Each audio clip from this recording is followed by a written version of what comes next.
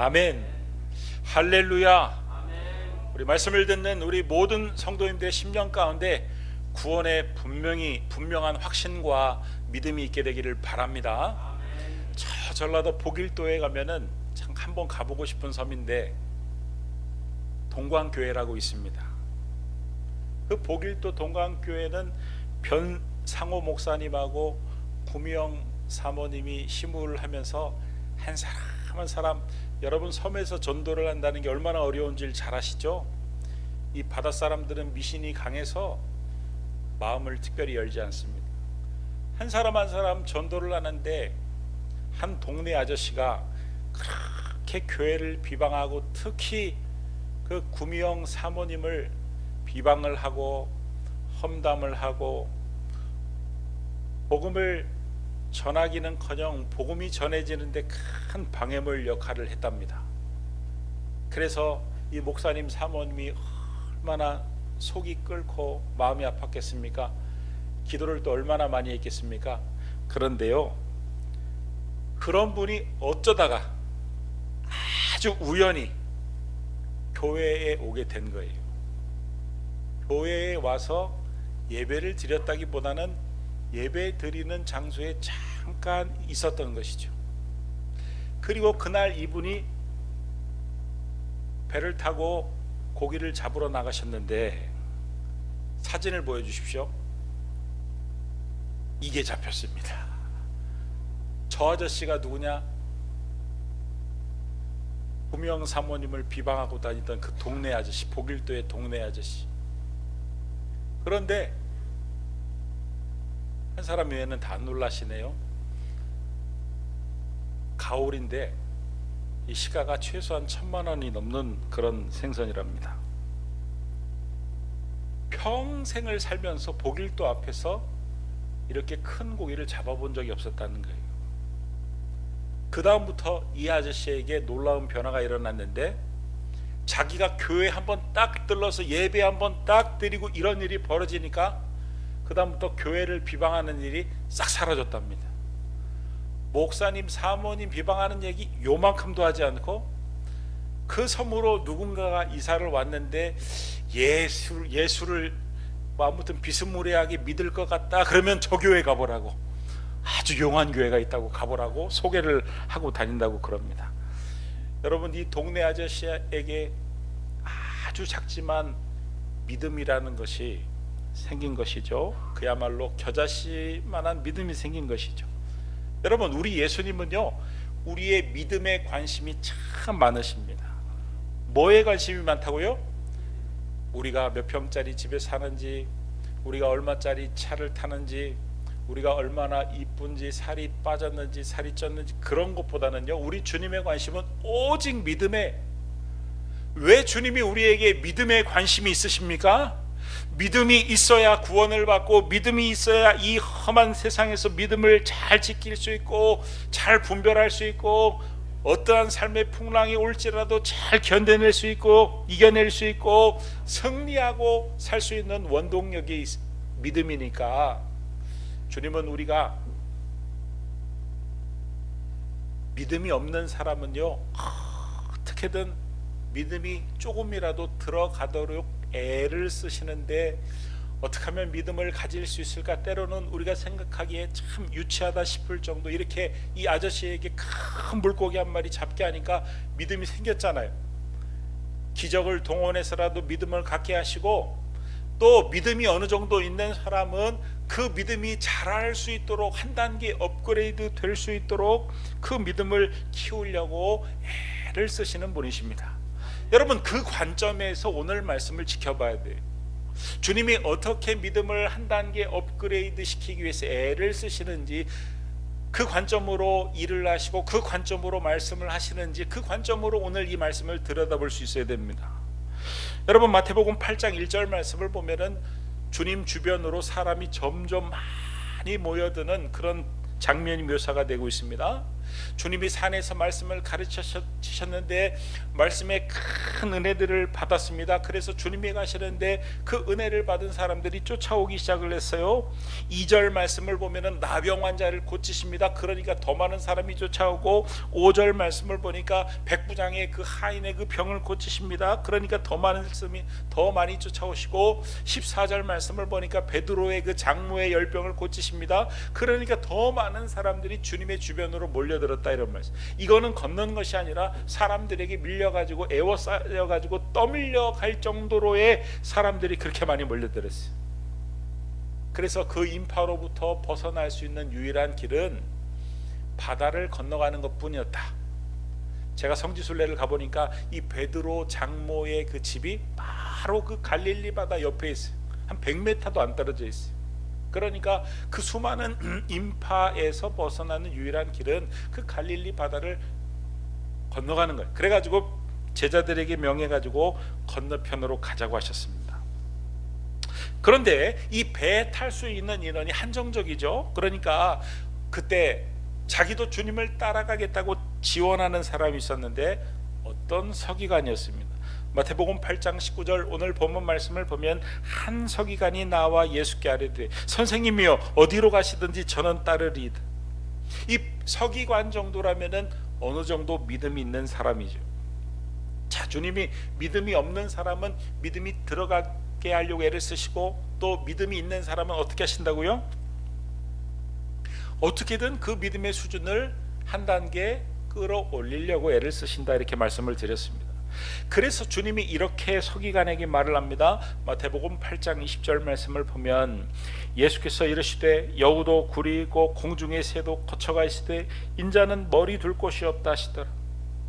아마도 이 서기관은 주님을 이렇게 열광적으로 사람들이 많이 따르는 걸 보니까 내가 주님을 따라가기만 하면은 주님과 더불어 성공하겠구나, 먹고 사는 문제는 해결이 되겠구나, 출세하겠구나, 이렇게 생각을 했던 것 같습니다. 그런데 주님은 그의 심정을 정확하게 꿰뚫어 보시고는 네가 나를 따르고자 하는 길은 너의 생각과는 반대되는 그런 길이다.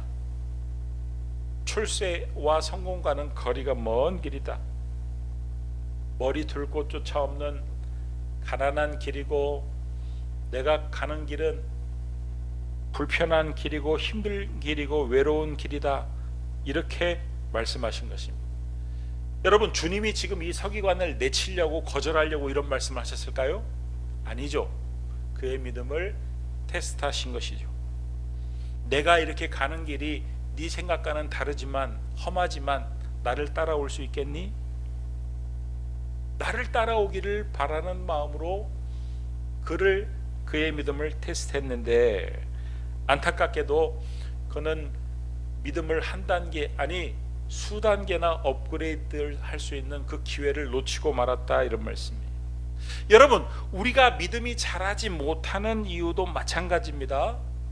우리가 일이 잘 풀리려고 신앙생활을 하고, 성공하려고 예수를 믿고, 출세하려고 예수를 믿고, 자녀가 잘 되려고 예수를 믿고, 여러분 그런 목적으로 예수를 믿었는데 일이 안 풀리면 어떻게 됩니까? 믿음이 흔들려 버리는 것이죠. 잘 되려고 믿었는데 오히려 더 안 됐다, 그러면은 믿음이 안 자라게 되어 있다, 이런 말씀이에요. 여러분, 주님을 따르는 길은 출세의 길이 아닙니다. 성공의 길이 아닙니다. 좁은 길입니다. 협착한 길입니다. 때로는 주님을 위해서 손해를 봐야 되는 길입니다. 때로는 양보를 해야 되고, 정말 죽을 것처럼 싫지만, 자존심 상하지만, 그렇지만 주님이 하라고 하시니까 먼저 머리를 숙이고 사과를 해야 되는 길이고, 남들은 쉽게 가는 길이고 남들은 빨리 가는 길인데 주님 때문에, 말씀 때문에 한참을 돌아가야 되는 그런 정말 어려운 길이 신앙의 길입니다. 그걸 각오해야 믿음이 밀리지 않고 후퇴하지 않을 수 있다, 이런 말씀. 자, 이번에는 또 한 사람이 주님이 오르신 배에 같이 오르겠다고, 주님을 따르겠다고 나섰는데, 그가 뭐라고 말씀을 하냐면, 그는 주님께 아버지가 돌아가셨는데 장사만 잠깐 드리고 주님을 따르겠다고 말을 합니다. 그러니까 주님이 또 뭐라고 대답하십니까? 마태복음 8장 22절 말씀을 보니까 예수께서 이르시되 죽은 자들이 그들의 죽은 자들을 장사하게 하고 너는 나를 따르라 하시니라. 여러분, 이 말씀은 자칫하면 주님이 불효를 저지르라 하는 것처럼 들릴 수 있지만 전혀 아닙니다. 여러분, 이 사람으로 하여금 주님이 불효를 하라고 하는 게 아닙니다. 기독교는 효의 종교입니다. 얼마나 효에 대해서 강조를 하는지 십계명의 5계명, 10계명 중에 5계명, 제일 먼저 인간의 도리를 강조할 때 나오는 계명이 내 부모를 공경하래. 다만 지금 예수님은 전도에 지금 박차를 가하고 계시는 중이었고, 최선과 차선이 있는데 최선과 차선 중에서 최선을 선택하라는 말씀. 그러니까 어떤 문제를 거론하신 거냐면 우선순위의 문제를 거론하신 것이다. 그런데 그는 끝내 우선순위의 선택에 실패를 하고 떨어져 나간 것입니다. 주님은 그의 믿음을 테스트한 것이죠. 우선순위에서 성공하기를 바라는 것이죠. 우선순위에 성공해야 믿음이 자라기 때문에 그렇습니다. 주님이 지금 이 자리에 앉아있는 우리에게 하고 싶은 말씀이 바로 그 말씀이죠. 우선순위를 잘 정하고 우선순위에 성공해야 믿음이 잘 자란다는 것입니다. 믿음이 자라지 않는 이유는 뭐냐면 우선순위가 없기 때문이고 우선순위에 실패하기 때문입니다. 여러분, 만약에 예수님께서 여러분들의 집에 점심시간에 점심을 드시러 오시겠다고 약속을 하시고 여러분들의 집에 가게 되면 여러분들은 어떻게 주님께 점심 대접을 하겠습니까? 여러분들이 다 먹고 남은 것을 주님 먹고 남았는데 드십시오 이렇게 하시겠습니까? 아니면은 먼저 잘 구별되어서 주님께 드리고 그 남은 것을 여러분들이 같이 드시겠습니까? 옛날에는 전기밥솥이 없던 시절에는 제 기억으로는 밥을 하면은 항상 겨울에는 먼저 떠서 장롱의 그 두꺼운 이불 그 깊숙한 곳으로 아버지 밥, 저희 형 밥, 어머니가 항상, 저희 형님이 아주 늦게 오셨거든. 저희 아버지도 좀 늦을 때도 있었거든. 그때는 항상 제일 먼저 밥, 그것도 아주 그냥 제일 좋은 밥으로 해서 그렇게 했던 기억이 제가 납니다.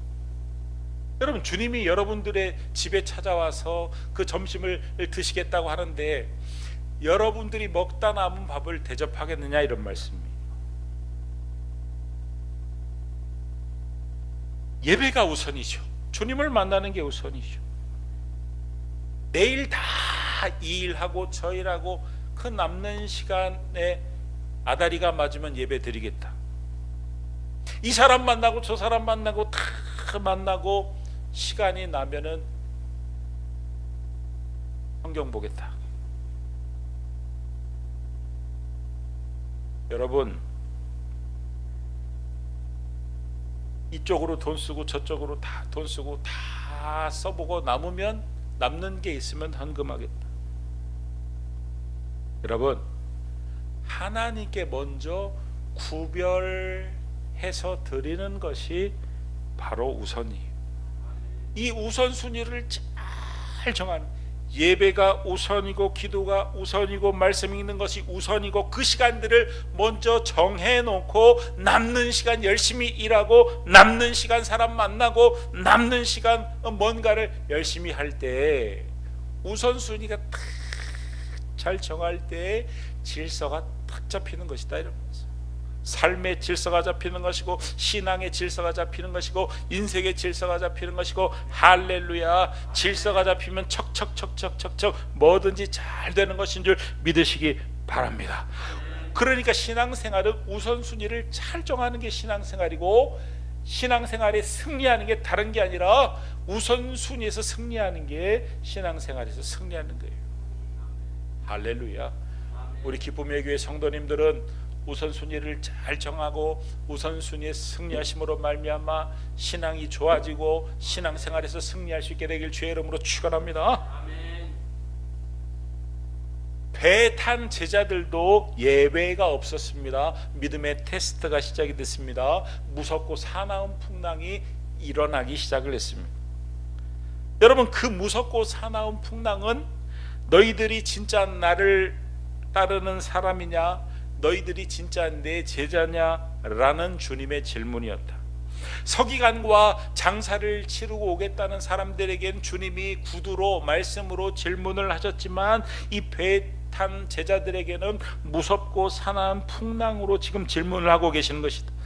그러니까 여러분, 주님은요, 때로는 우리에게 말씀으로도 질문을 하시지만 때로는 삶의 풍랑으로도 네가 과연 그 어떤 경우에도 나를 바라보고 나만을 따르겠냐고 질문을 하기도 하신다, 이런 말씀이에요.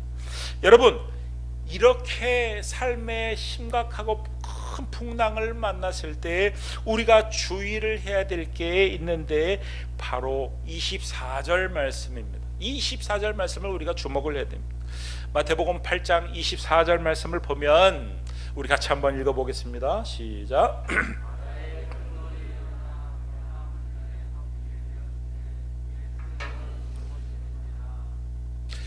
예수께서는 이 풍랑 속에서, 이 난리법석인 상황에서 주무셨다는 거예요. 여러분, 이 똑같은 상황을 믿음의 눈으로 바라보느냐 아니면 믿음이 없는 눈으로 바라보느냐에 따라서 완전히 다르게 해석할 수 있습니다. 여러분, 믿음의 눈으로 바라보면 어떻게 바라볼 수 있습니까? 와, 주님 대단한 분이시다. 이 풍랑과는 전혀 상관없이 너무너무 평안하게 고요하게, 역시 우리 주님은 흔들리지 않는 반석이시고 견고한 바위시고, 역시 이 풍랑 따위와는 전혀 아랑곳하지 않는 정말 멋지신 분이다, 이렇게 해석할 수 있지만 믿음이 없는 눈으로 바라보면은, 아니 내가 죽을 위기에 놓였는데 어떻게 주님은 나의 문제에는 아무 관심도 없는 것처럼 저렇게 눈을 감고 계시냐, 저렇게 주무시고 계시냐, 어떻게 저렇게 풍랑 속에서 아무것도 못하고 저렇게 무능하게 계시냐, 이렇게 바라볼 수 있다, 이런 말씀이에요. 여러분, 우리가 이 삶의 심각한 풍랑을 만났을 때, 삶이 흔들릴 때 주의를 해야 될 점은 그 어떤 경우에도 믿음의 눈으로 바라봐야 된다는 거예요. 여러분, 한번 생각해 보십시오. 주님이 왜 여러분에게 무관심하겠습니까? 주님이 나를 살리겠다고, 나를 구원하겠다고 하늘의 영광도 버리고 보좌도 버리고 이 땅에 오셨는데, 나를 살리기 위해서 하나님의 그 진노의 매를 대신 맞으셨는데, 십자가에 올라가셨는데, 자신의 하나밖에 없는 그 목숨을 십자가에서 내어주신 분인데, 삼위일체 하나님과 분리되는 그 고통을, 아버지 어찌하여 나를 버리시나의 그 고통을 감내하신 분이신데, 그 핏값으로 살린 나에게 어떻게 주님이 무관심할 수 있다는 말이, 자기의 목숨보다도 더 가치 있게 여기사 행동으로 실천으로 십자가를 지신 분이 어떻게 나에게 무관심할 수 있겠느냐, 이런 말씀입니다. 그러므로 저와 우리 기쁨의 교회 성도님들은 여러분의 삶에 어떤 삶의 풍랑이 일어날지라도, 그 어떤 경우일지라도 믿음의 눈으로 그 상황들을 바라볼 수 있게 되기를 바랍니다. 주님은 결코 나에게 무관심하지 않으시다. 주님은 나를 무척 사랑하신다. 이 상황도, 이 풍랑을 만나게 하신 것도 주님이 나를 사랑하시기 때문에 허락한 상황이다. 나는 이해할 수 없지만 분명히 주님이 이 상황 가운데 나를 더 유익하게 하실 계획이 있으신 것이다. 이 과정에서 분명히 나의 믿음이 자라나게 될 것이다. 이런 믿음으로, 이런 시각으로 여러분의 삶의 풍랑을 바라볼 수 있는 그런 믿음의 눈이 열릴 수 있게 되길 주의 이름으로 축원합니다. 제자들이 주님을 깨웠을 때 주님이 어떤 말씀을 무엇을 제일 먼저 언급하시는가를 보면 주님의 관심이 어디에 있는가를 알 수가 있습니다. 만약에 풍랑에 대해서 언급을 하셨다면 풍랑에 관심이 있으신 것이고, 만약에 믿음에 관해서 언급을 하셨다면 믿음에 주님이 관심이 더 많은 것이죠. 마태복음 8장 26절 오늘 본문 말씀을 보니까 예수님을 깨우자 예수님께서 뭐라고 일어나서 말씀하셨냐면, 예수께서 이르시되 어찌하여 무서워하느냐 믿음이 작은 자들아. 주님은 제자들이 믿음이 작다고 책망하셨어요.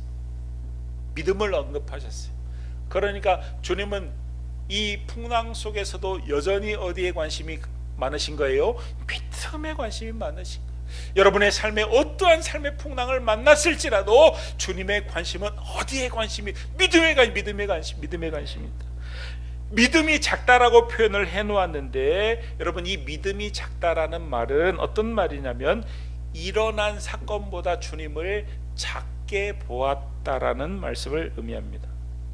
여러분 믿음이 크다면 일어난 사건보다 주님을 더 크게 본다는 그런 말이에요. 지금 제자들의 믿음이 작았기 때문에 그 크신 천지 만물을 창조하신 무소부지하신 그 하나님보다 그 풍랑을 더 크게 보고 요란 법석 난리법석을 떨었다, 이런 말씀.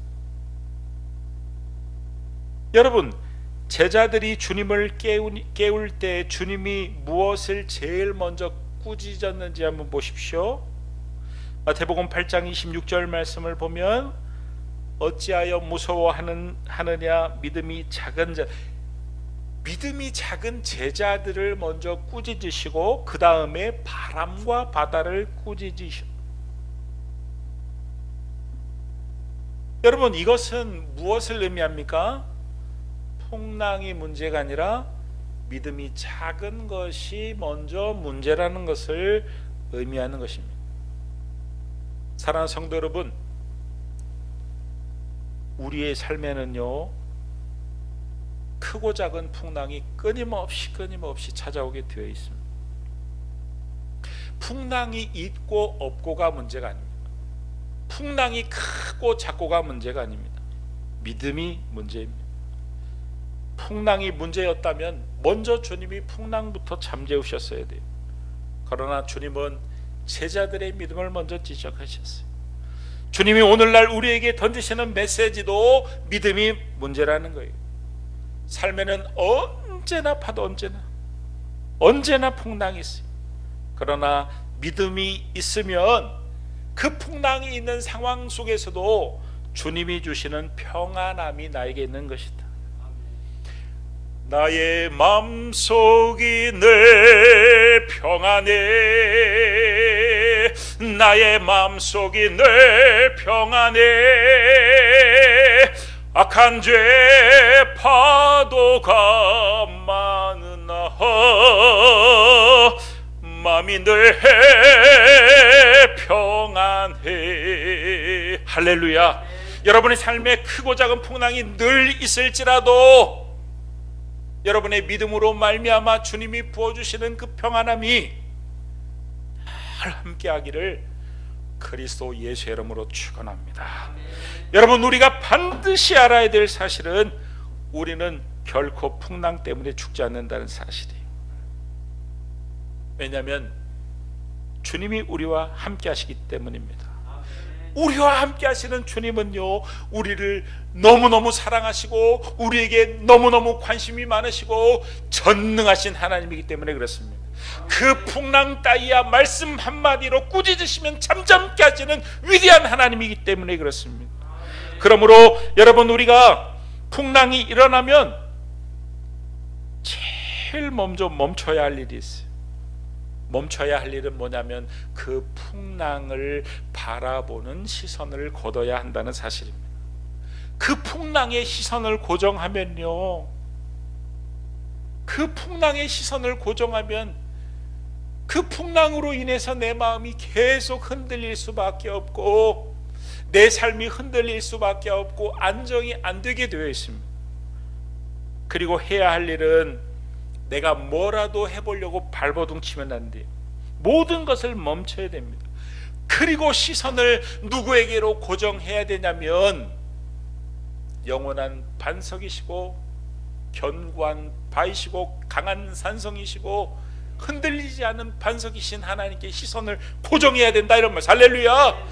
그때 흔들리지 않는 하나님께 시선을 고정할 때 우리의 마음이 고정이 되는 것이고 안정이 찾아오는 것이고, 마음이 안정이 찾아오면 삶이 안정이 되는 것이고 신앙이 안정이 되는 것이고. 할렐루야. 여러분, 하나님께 시선을 고정하는 행위가 뭐예요? 그게 바로 기도예요. 기도예요. 우리가 눈을 감는 이유가 뭡니까? 상황을 보지 않겠다고 결심하는 거, 하나님을 보겠다고 결심하는 거, 그게 기도예요. 눈을 감고 기도하는 의미가 그겁니다. 여러분, 우리가 언제까지 기도를 해야 됩니까? 기도를 막 했는데 눈을 딱 떴는데도 여전히 내 삶의 문제가 커 보인다, 그러면 다시 눈을 감고 기도를 해야 됩니다. 언제 눈을 떼야 됩니까? 눈을 딱 떴는데 이제는 크게 보였던 그 문제가 작게 보이고 오히려 하나님이 더 크게 보일 때, 그때까지 기도해야 되는 줄 믿으시기 바랍니다. 이렇게 주님께 시선이 완전히 고정될 때 하나님이 우리의 마음 가운데 풍랑이 잔잔해지도록, 때로는 하나님께서 구체적인 위로를 사람을 통해서도 하시고 말씀을 통해서도 하시고 설교를 통해서도 하시고 철모른 어린 아이의 입술을 통해서도 하시고, 그것도 모자라가지고 꿈을 통해서도 하시고 환상을 통해서도 하시고 기도 응답을 통해서도 하시고 기적을 통해서도 하시고. 할렐루야. 하나님의 살아계심의 역사를, 증거를 보여주시길 믿으시기 바랍니다. 할렐루야.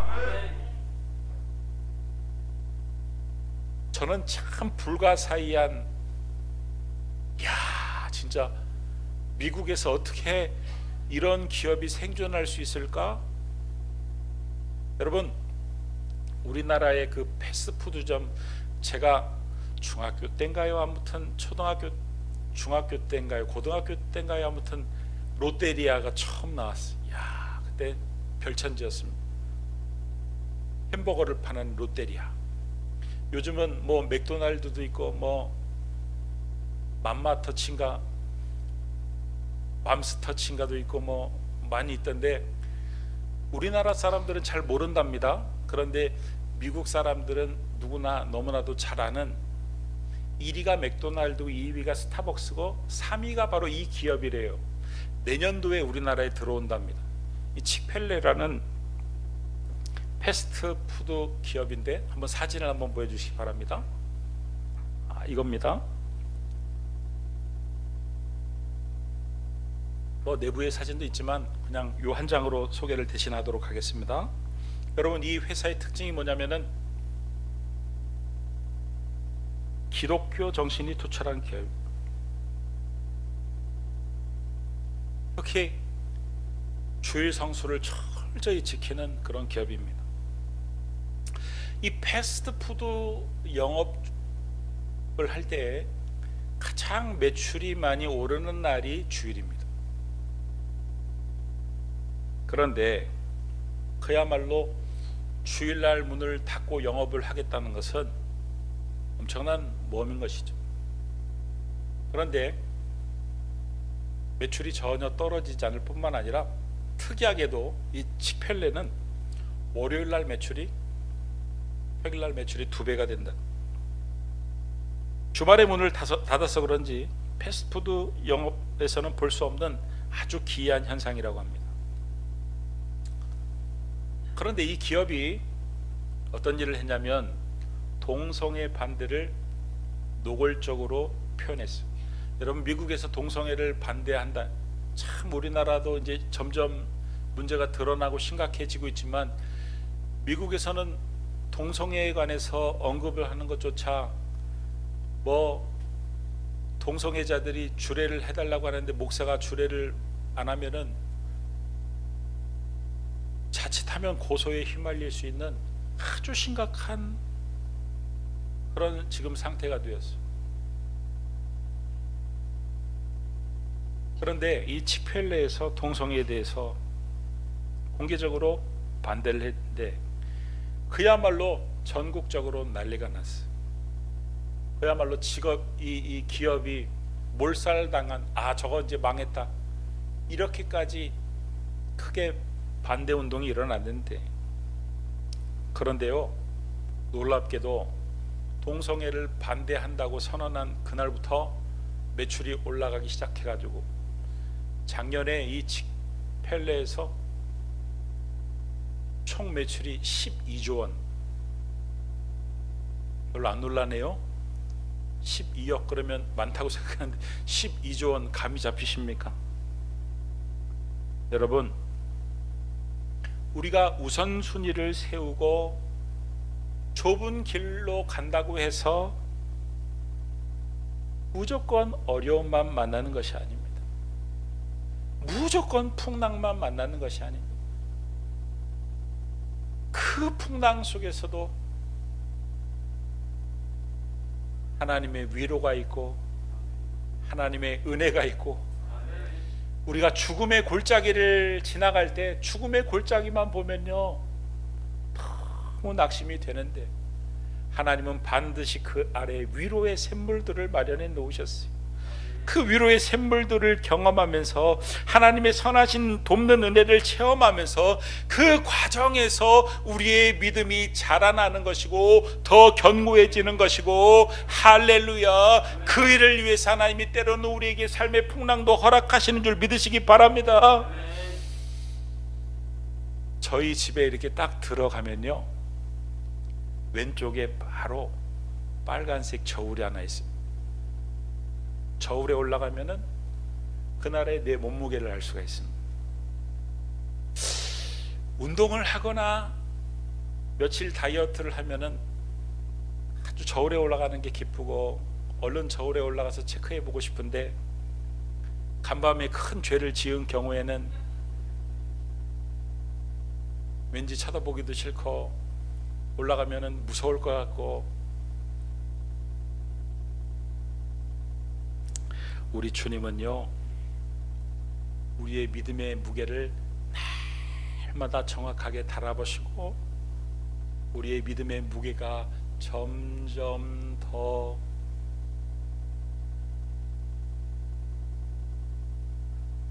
늘어가도록 우리의 삶을 인도하시는 하나님이십니다. 때로는 마음 아프지만 풍랑도 만나게 하시고, 너무 신앙이 유치하면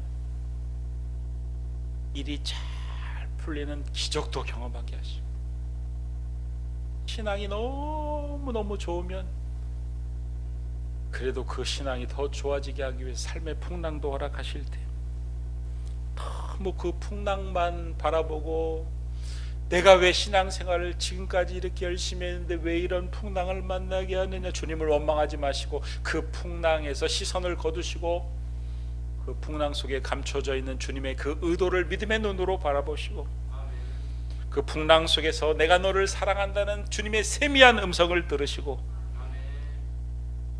구원의 확신을 더욱더 분명히 할 수 있기를 바라고, 주님이 나를 사랑하신다는 그 구체적인 증거들을 주님께 기도함으로 말미암아